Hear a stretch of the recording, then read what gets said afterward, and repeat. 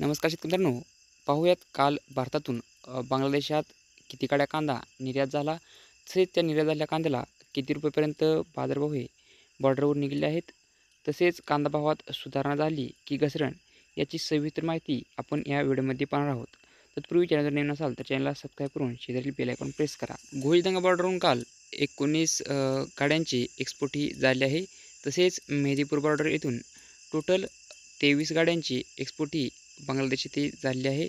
तसेच हिली बॉर्डर येथून टोटल 14 गाड्यांची एक्सपोर्ट ही बांगलादेश येथे झाली आहे.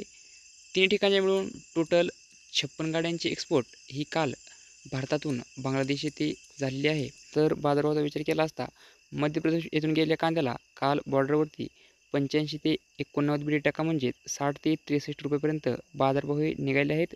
तसेच नाशिक येथून गेलेल्या कांद्याला 90 ते 91 टक्का म्हणजेच 64 ते 65 रुपयेपर्यंत बाजारभाव हे काल बॉर्डरवर निघाले आहेत.